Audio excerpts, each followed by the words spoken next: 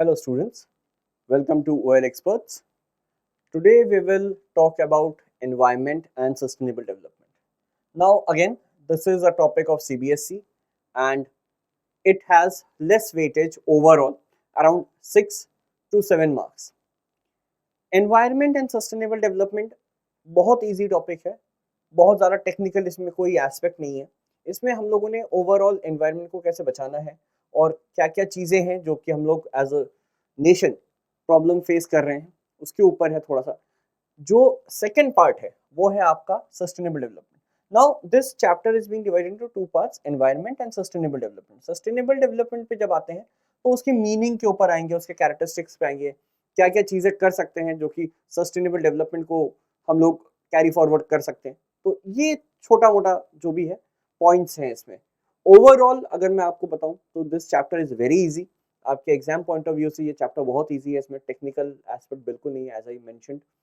और वेटेज तो इसमें 6 to 7 मार्क्स का ही है. सो और ये क्लब होकर आएगा तो और वेटेज कभी कभी बहुत कम हो जाता है, अराउंड 2-3 मार्क्स का भी आ जाता है इसमें से, इससे ज़्यादा नहीं आता. तो ये एक पॉइंट है इस चैप्टर का. So let's begin with the chapter.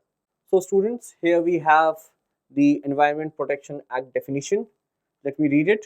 Environment includes water, air, land, and interrelationship which exist among and between water, air, and human. बार बार एक चीज देखिए, यहाँ पे वाटर, एयर, इन दो एलिमेंट के ऊपर बात हो रही है क्योंकि एसेंशियली माना जाता है these two are most important thing in nature. तो ये जरूरी है. उसके बाद रिलेशनशिप निकाला गया है ह्यूमन बींग्स के साथ. इन दोनों का कैसे प्रिजर्व रखना है, कैसे उसको यूटिलाइज करना है as in maximum utilization, and उसको कितना बचा के रखना, दैट इज नॉन पल्यूटेड, या लेट्स से उसको नॉन पॉल्यूशन कितना ज्यादा उसको रखना है, उसके बारे में बात हो रही है. कि वाटर, एयर को इंक्लूड करने पर उसका रिलेशनशिप निकालते हैं and other creatures, plants, micro organisms and property. अगर हम लोग इंटर रिलेशनशिप पढ़ रहे हैं between air, water and human beings, तो हम लोग एनवायरनमेंट के रिलेटेड पढ़ रहे हैं and it includes the relationship between these three. ये एनवायरनमेंट प्रोटेक्शन एक्ट है, that's why I have used this quotation. तो अगर आप लोग इसको लिख रहे हैं तो you have to write each and every word of this definition. Why? It's a coated definition. ये सेम है, ये मैंने अपने तरफ से नहीं दिया है. ये जो एक्ट है 1986 का, उस एक्ट ने ये मेंशन किया है, तो हमें उसी को पूरा मेंशन करना है. हाँ, आपके एमसीक्यू में ये भी इंपॉर्टेंट है कि एनवायरनमेंट प्रोटेक्शन एक्ट कब आया था? 1986 में आया था. वो क्या बताता है? वो इंटर रिलेशनशिप बताता है. किसका? Water, air, land and human beings के बीच में. इनका वो इंटर रिलेशनशिप बताता है और उसके साथ वो इंटर रिलेशनशिप बताता है creatures, plants, micro organism and property का. तो ये ओवरऑल उन्होंने एक साइकिल बनाया है एनवायरनमेंट के साथ. एनवायरनमेंट का सिग्निफिकेंस क्या है? Though we know this but still I am explaining. To provide resources. Resources यहाँ पे मैन मेड रिसोर्सेस के बारे में बात नहीं हो रही है, यहाँ पे नेचुरल रिसोर्सेस के बारे में बात हो रही है, which is essential for our life. तो चाहे हमारे प्रोडक्शन यूनिट के लिए हो, चाहे इंसान के जीने के लिए हो, वो हर रिसोर्सेज हमें कहाँ से मिलता है? एनवायरनमेंट से मिलता है. Next, sustains life. Those resources will help us to live the life properly. So that is sustain. Life को कैसे बचा के रखना है, कैसे उसको चलाना है, उसके लिए जो जरूरत है, जो मेन चीज जरूरत है, वो हमें कहाँ से मिलता है? वो हमें एनवायरनमेंट से मिलता है. Next, waste management. कोई चीज जब सड़ जाती है, गल जाती है, तो हम लोग क्या करते हैं? हम लोग उसे डंप करते थे. डंपिंग ग्राउंड एक होता है जहाँ पे हम लोग एक सॉइल को थोड़ा सा खोदते हैं, उसके अंदर सारी चीजें रखते हैं. हाँ, उसमें कुछ चीजें डालनी पड़ती है ताकि वो इजीली सड़ जाए या डंप हो जाए. तो वो है आपका वेस्ट मैनेजमेंट. तो वेस्ट मैनेजमेंट के लिए भी एनवायरनमेंट का सहारा लिया जाता है. Lastly, quality of life. अगर एनवायरनमेंट सपोर्टेबल नहीं है या लेट्स से सपोर्टिव नहीं है, कोई भी वर्ड आप यूज करिए, सपोर्टिव नहीं है, तो ये जो क्वालिटी ऑफ लाइफ है, दैट इज. अब यहाँ पे क्वालिटी ऑफ लाइफ का मतलब क्या हुआ? क्वालिटी ऑफ लाइफ का मतलब हुआ whether you are living at a healthy life or not. ठीक, Let me repeat it. Whether you are living a healthy life or not, this is actually quality of life. आप जी तो सकते हैं, लेकिन अगर पता चला बीमारी बहुत ज्यादा है तो क्या वो क्वालिटी ऑफ लाइफ है? नहीं, that is not quality of life. ठीक, तो क्वालिटी ऑफ लाइफ के लिए you need a proper good environment, ताकि आप हेल्दी हैं mentally as well as physically. जब ये दोनों चीजें होती हैं तब माना जाता है कि आपकी क्वालिटी ऑफ लाइफ अच्छी है। हाँ, no doubt quality of life is again depends on different person कि वो कैसा लाइफ स्पेंड करना चाहता है, बट ओवरऑल या जनरली अगर मैं कहूँ तो क्वालिटी ऑफ लाइफ का मतलब यही होता है कि you are physically and mentally healthy, so that is quality of life. और इसके लिए एनवायरमेंट का होना बहुत ज्यादा जरूरी है, अच्छे एनवायरमेंट का। प्रॉब्लम्स क्या क्या आती हैं एनवायरमेंट के साथ? मेजर प्रॉब्लम है पोल्यूशन, एयर वाटर नॉइज, आप सबको पता है। और भी डिफरेंट टाइप्स है, एयर वाटर नॉइज, आपका लैंड पोल्यूशन भी होता है। ठीक, तो ये सारी चीजें हैं, ये सारे पॉइंट्स हैं, ये बेसिक पॉइंट्स हैं, इसीलिए इसको ज्यादा एक्सप्लेन करने की जरूरत नहीं है। अब एयर पोल्यूशन कैसे हो सकता है? ऑब्वियसली हमारे जो व्हीकल्स हैं, हमारी जो इंडस्ट्रीज हैं, उनका जो धुआं है उस वजह से एयर पोल्यूशन होता है। वाटर पोल्यूशन क्या होता है? हम लोग जो चीजें डंप करते हैं, पानी में फेंक देते हैं, पॉलिथिन हुआ, प्लास्टिक हुआ, ठीक, वो हुआ, या फिर हमारा जो टॉक्सिक वेस्ट है जो इंडस्ट्री से निकलता है, वो डायरेक्टली एक पाइप लगा के हम लोग जो नहर में या लेट्स से नदियों में जो डाल देते हैं, तो that is water pollution. Noise, गाड़ियों के आवाज से या लाउड स्पीकर की आवाज से जो हमें नॉइज मिलता है, सो that is a noise pollution. Land pollution क्या हो सकता है? लैंड पोल्यूशन जो एक टाइप है, again there are different types. Land, जो लैंड का हम लोग डिग्रेडेशन करते हैं, अब डिग्रेडेशन का मतलब यहाँ पे हम लोग पढ़ेंगे, अभी अभी इस पॉइंट को यहाँ पे पढ़ेंगे। ठीक, डिग्रेडेशन का मतलब है हम लोग उसमें केमिकल्स यूज कर रहे हैं डिफरेंट तरीके से, जिस वजह से ये लैंड डिग्रेड हो रही है। सेम, अगर दो टाइप में इसको बांटते हैं, पहला है, इसके बाद सेकंड वाला है आपका डिग्रेडेशन ऑफ नेचुरल रिसोर्सेज, जिसमें हम लोग डिफॉरेस्टेशन को लाते हैं।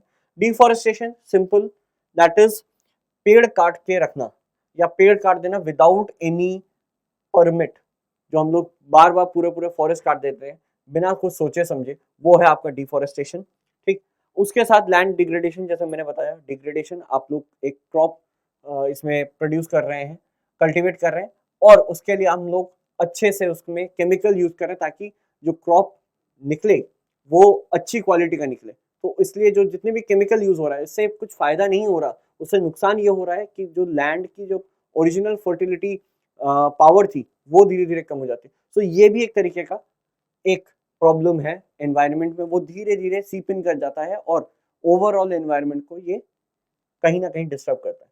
तो ये मोटा मोटा था एनवायरनमेंट प्रोटेक्शन एक्ट का definition, importance, that is the significance and the problems we face in environment. किस तरीके के एनवायरनमेंट है, जैसा मैंने कहा, this topic is very easy, it's a very basic और जनरल है। ये पढ़ने की जरूरत इसलिए है ताकि यू नो कि कौन कौन सी चीजें हैं। नो डाउट जनरल लाइफ में हम लोगों ने ये सारे प्रॉब्लम्स, सारी चीजें हम लोगों ने देखी हैं, बट स्टिल थोड़ा सा आपको रिमाइंड करने के लिए ये चैप्टर को इंक्लूड किया गया है ताकि आपको पता हो कि एनवायरनमेंट कितना जरूरी है। सो इसके नेक्स्ट पार्ट पे आते हैं। Students, as I said that this chapter is very easy to understand. So what I did is I jot down all the important points. आप इसको देख लीजिए, ओवरऑल आपके एमसीक्यूज में ये सारे पॉइंट्स कहीं ना कहीं यूज हो जाएंगे, but I will repeat it again. See, MCQs are basically about your knowledge, वहाँ पे आपका लर्न वाली चीज़ बहुत कम आती है, आपको वहाँ पे समझना है चीज़ों को। तो क्वेश्चंस कहीं से भी फ्रेम हो सकते हैं, तो सिर्फ इतने ही पॉइंट्स हैं, आप सिर्फ इतने ही पढ़ के जाओगे, ये मत करिएगा कि सर ने इतना बताया है तो मुझे इतना ही पढ़ना है, नहीं, आप पूरा पढ़िएगा। ठीक, हाँ, मैंने आपके लिए इंपॉर्टेंट पॉइंट्स जॉट डाउन कर दिए हैं। जब आप अपने नोट्स बनाएंगे तो kindly add few more as per your need और as per your teachers will, कि भाई हाँ ये भी इंपॉर्टेंट है, ये भी इंपॉर्टेंट, तो उसके साथ आप और चीज़ें भी जोड़ सकते हो। मुझे ये इंपॉर्टेंट पॉइंट्स लगे तो मैंने ये सारे पॉइंट्स आपके लिए एक तरफ जॉट डाउन कर दिया। जैसा पहला है रिसोर्सेज। अब हम लोगों ने अभी तक पढ़ा कि नेचुरल रिसोर्सेज हैं और एनवायरनमेंट के साथ नेचुरल रिसोर्सेज का इंटर रिलेशनशिप है, बिकॉज एनवायरनमेंट के थ्रू ही हमें रिसोर्सेज मिलते हैं to sustain our life, to let's say live our life properly. बात आती है कि यहाँ पे हमें दो तरीके के रिसोर्सेज मिलते हैं, एक है रिन्यूएबल, एक है non renewable. Renewable and non renewable, ये दो टाइप्स हैं, इसको प्लीज याद कर लीजिएगा। Renewable means you are using it again and again, it will come. You have that resource and you can use it again and again. Simple. Water, एक simple example है water. Water क्या है, आपने एक पानी का फ्लो जा रहा था, आपने वहां पे डैम बना दिया and from that you are, let's say you are creating electricity power, तो वो हुआ आपका रिन्यूअल. फिर वहां से वो आगे चला गया, अब फिशरीज हो रही है, देन उससे आपने एक्सपोर्ट इम्पोर्ट का जो चैनल था उससे वो बना लिया, तो बहुत तरीके से आपने यूज किया और वो पानी खत्म भी नहीं हो रहा. नॉन रिन्यूअल जो कि खत्म होगा एक ही बार में, इसका सिंपल एग्जांपल है फॉसिल फ्यूल. फॉसिल फ्यूल एक लिमिट है, वहां पे एक लिमिटेड है, उसके बाद वो चीजें खत्म हो जाएगी. तो इसीलिए रिसेंट ईयर्स में, लेट्स से पास्ट 10-20 ईयर्स, हम लोग फॉसिल फ्यूल पे अब ज्यादा जोर नहीं दे रहे, क्योंकि हमें अब लग रहा है जो रिसोर्स एनर्जीज हैं या जो एनर्जीज के जो हेड्स हैं, उनको समझ में आ रहा है कि अब शायद हम लोग फॉसिल फ्यूल को ज्यादा यूज नहीं कर सकते. There is a limit in that. So non renewal मतलब उसको हम लोग यूज नहीं कर सकते, एक बार में वो खत्म होगा. ठीक. नेक्स्ट है misuse of resources. Misuse of resources, ये वर्ड का मतलब क्या हुआ? इस वर्ड का मतलब हुआ जब हम लोग रिसोर्सेज को किसी गलत तरीके से यूज कर रहे हैं. मिसयूज ऑफ रिसोर्सेज का मतलब हुआ गलत तरीके से यूज करना. ठीक, समझिए, कोई एक उसका एफिशिएंट यूज हो सकता है, that is maximum utilization of the resources. वो ना करके उसको हम लोगों ने कहीं दूसरी जगह यूज किया जहां पे मैक्सिमम यूटिलाइजेशन ऑफ रिसोर्सेज नहीं हुआ. So that is our misuse of resources. तो ये एक मीनिंग है. ये वाला पॉइंट आपका मीनिंग बताता है, ये वाला पॉइंट आपका टाइप बताता है. नेक्स्ट, हाइपर टेंशन और एस्थमा किस वजह से होता है? एयर पोल्यूशन से. अब क्वेश्चन क्या आ सकता है? Hypertension is related to, you should know, it is related to air pollution. बहुत सारे डिजीजेस हैं, बहुत सारे कॉजेज होते हैं, उसके इम्पैक्ट भी होते हैं, बट रिसेंटली ये दो डिजीज ज्यादा हाईलाइट हुए हैं because of air pollution. And specially जब से हमारे विंटर्स आते हैं और विंटर्स में जो हमारा एयर इंडेक्स बहुत कम हो जाता है. अब एयर इंडेक्स खराब होने का मतलब है ब्रीदेबल एयर. आप लोगों ने देखा होगा एयर इंडेक्स के ऊपर बहुत रूल्स बने, आपके उसके मीम्स चले, आपके उसमें क्या कहते हैं, पोस्ट आए कि ये करिए वो मत करिए, मास्क पहनिए, जब कोविड नहीं था उससे पहले. तो ये सब इसलिए था क्योंकि कहीं ना कहीं हमारा जो एयर इंडेक्स था वो खराब हो रहा था और उस वजह से हमें या तो हाइपरटेंशन या अस्थमा वो बहुत तेजी से बढ़ा है in recent years. So that's why ये पॉइंट एक है जो कि इंपॉर्टेंट है, आपको शायद आपके एग्जाम में ये पॉइंट आ जाए. Factors to deforestation. हमें ये पता है कि डिफॉरेस्टेशन क्या है. We know the meaning that cutting down of forest is deforestation, we know. अब क्यों होता है? पहला है इंडस्ट्रियल डिमांड. ये एक पहला पॉइंट है कि अगर रॉ मटेरियल ही फॉरेस्ट से आ रहा है तो फिर वो काटे जा रहे हैं. सो that is the industrial demand. Next is would. Would के वजह से आपका डिफॉरेस्टेशन होता है. रिवर वैली प्रोजेक्ट्स, अगर रिवर को डाइवर्ट करना है, किसी एक पर्टिकुलर एरिया से पास ऑन कराना है, वहां पे फॉरेस्ट है, तो कभी कभार उसको भी एज इन वो फॉरेस्ट भी आपके काटे जाते हैं. तो इंडस्ट्रियल डिमांड एंड वुड तो आपको पता होगा, लेकिन आई एम क्वाइट श्योर ये रिवर वैली प्रोजेक्ट, ये वाला पॉइंट शायद आपको ना पता हो कि रिवर को अगर पर्टिकुलर एरिया से निकालना है, मे बी बिकॉज वहां पे एक हाइट है और वहां से वो जब गिरेगा तो पावर जनरेट होगा मे बी, तो उस चीज को करने के लिए कभी कभी रिवर को मोड़ा जाता है और वो मोड़ने के लिए कभी कभी जो फॉरेस्ट एरिया है उसको काट दिया जाता है. सो that is river valley project एक इंपॉर्टेंट पॉइंट है. Soil erosion.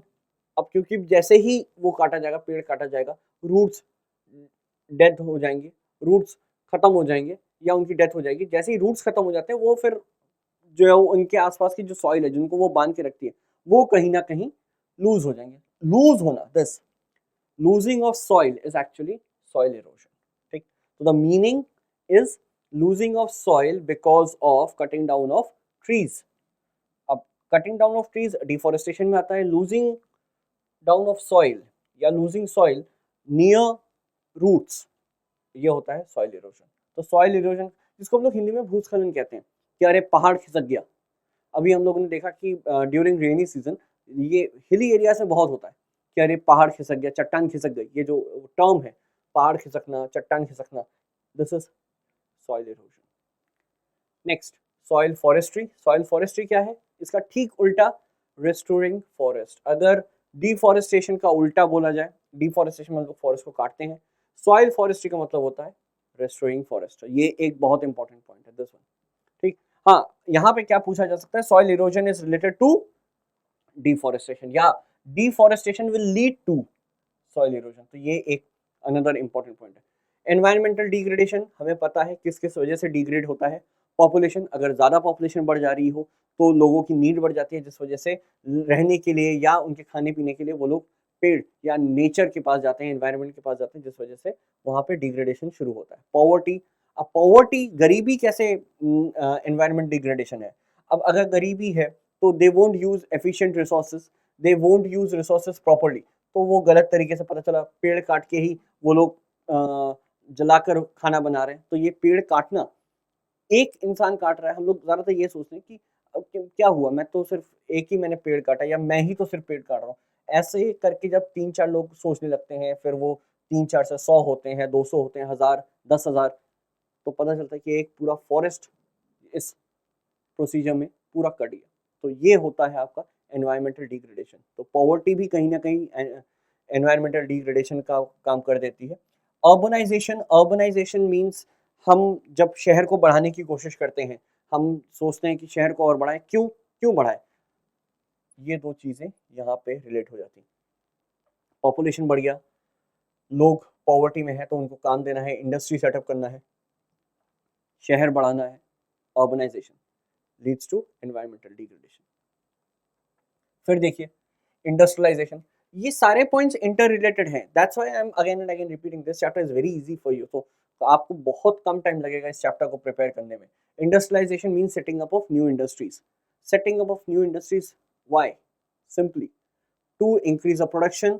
Increase the production में क्या होगा, लोगों को जॉब मिलेगी, घर बनाना पड़ेगा, वहाँ पे सारी फैसिलिटी देनी पड़ेगी, अर्बनाइजेशन का सेटअप होगा और कहीं ना कहीं हमारा एनवायरमेंट डिग्रेड कर जाएगा। सिविक नॉर्म्स, सिविक नॉर्म्स एक बहुत मेजर इशू है which India is facing. We know that we can't, or we should not actually, we should not throw plastic on road, but do we follow it? No. हम लोग क्या कहते हैं, हम लोग कहते हैं अरे एक ही तो प्लास्टिक फेंका, लेकिन क्या एक प्लास्टिक आपका रोल वहां पे खत्म हो गया, एक प्लास्टिक भी क्यों फेंका, दैट्स द पॉइंट। बट हम लोग इस सिविक नॉर्म को, हम लोगों को एक पर्टिकुलर रूल चाहिए, हम लोगों को एक पर्टिकुलर लेट्स से एक लॉ चाहिए, जिस वजह से हम लोग डर के नहीं करेंगे, लेकिन खुद ब खुद ये चीज करना बहुत, हम लोग सोचते हैं कि नहीं क्यों करें, नहीं करेंगे। तो this attitude is actually missing. तो सिविक नॉर्म्स हम नहीं मानते। ग्लोबल वार्मिंग सबको पता है, बहुत लोगों ने पढ़ा है, ग्रीन हाउस गैसेस की वजह से होता है, मेजरली इसमें कार्बन डाइऑक्साइड रहता है। तो ग्रीन हाउस गैसेस की वजह से हमारा जो अर्थ का टेम्परेचर है वो धीरे धीरे बढ़ रहा है, बढ़ रहा है तो क्या होगा, एसी है चला देंगे, नहीं। द पॉइंट इज बढ़ रहा है तो हमारा जो आइस या आइसबर्ग का जो पूरा एरिया है एंटार्क्टिका, वो धीरे धीरे पिघल रहा है। Now when it is melting, sea level will increase, sea level का जो पानी धीरे धीरे, वो पानी कहाँ जाएगा, सी पे जाएगा, सी का फिर जो लेवल है वो धीरे धीरे ऊपर आ जाएगा। तो जितने भी हमारे आइलैंड्स हैं या जितने भी हमारे ऐसे पार्ट्स हैं जहाँ पर वो लो लेवल पार्ट्स हैं, मतलब समुद्र के आसपास, जैसे हमारा साउथ इंडिया है, ठीक, वो खतरे में आ सकता है, श्रीलंका है वो खतरे में आ सकता है, ऑस्ट्रेलिया है वो खतरे में आ सकता है। So these things are there, लेकिन again we ignore that. Global warming, next is ozone layer. Ozone layer सबको पता है कि ओजोन एक लेयर होती है एटमॉस्फेयर में, जिससे हमारा अल्ट्रावायलेट रेज, वो अगर सन से आ रहा है, वो कहाँ से आ रहा है, सन से ही आ रहा है, सो इट्स कमिंग डाउन, तो वो ओजोन लेयर वो फिल्टर कर देता है, वो अल्ट्रावायलेट रेज नहीं आती। Ultraviolet rays can cause skin cancer, like वो अगर बार बार आपके स्किन पे पड़ी है तो फिर वो स्किन कैंसर कर सकता है। But because of this our pollution and green house things, वो धीरे धीरे कम होता चला जा रहा है। एक पॉइंट ऐसा भी था कि जहाँ पर वो एक हल्का सा छेद हो गया था वहाँ पर, लेकिन हाँ देन फिर उसके ऊपर काम किया गया and we restored it, somehow we restored it. तो ये एक प्रॉब्लम है। तो ये इंपॉर्टेंट पॉइंट्स थे आपके। जो एक इंपॉर्टेंट पॉइंट है जो मुझे लगता है कि आपके एग्जाम में आएगा, that is pollution control board. इसके ऊपर एक आ सकता है। पोल्यूशन कंट्रोल बोर्ड क्या है? बेसिकली एक ऐसा बोर्ड है, गवर्नमेंट का बॉडी है जो गवर्न करती है, रूल्स एंड रेगुलेशंस बनाती है, किसके लिए? पोल्यूशन कंट्रोल के लिए, ठीक। तो एक सेंट्रल पीसीबी बना था 1974। सेंट्रल पीसीबी तो जो ओवरऑल है, रीजनल भी इसके ऑफिसेज हैं, मतलब हर स्टेट के एक अलग पोल्यूशन कंट्रोल बोर्ड है। हेड ऑफिस इसका दिल्ली में है। अभी तन्मय जी, जो तन्मय कुमार हैं, चेयरमैन है उनके। तो ये एक क्वेश्चन आ सकता है कि कौन प्रेजेंट चेयरमैन है। मुश्किल है, लेकिन स्टिल मैंने लिख दिया ताकि आप अपने जब नोट्स लिख रहे हैं तो आपको पता हो। जब आपके एग्जाम है तो एक बार जरूर इन चीजों को एक बार रीचेक कर लीजिएगा कि क्या उनका टेन्योर अभी भी चल रहा है या नहीं। मे बी आपके पास पहुंचते पहुंचते ये वीडियो को उनका टेन्योर खत्म हो गया and there is someone new, so if you are writing his name then it will be a problem. तो एक बार रीचेक जरूर कर लीजिएगा, ठीक। जैसा मैंने कहा, पोल्यूशन कंट्रोल बोर्ड, इसका जो मेजर वर्क है दैट इज लॉज बनाना। किस लिए?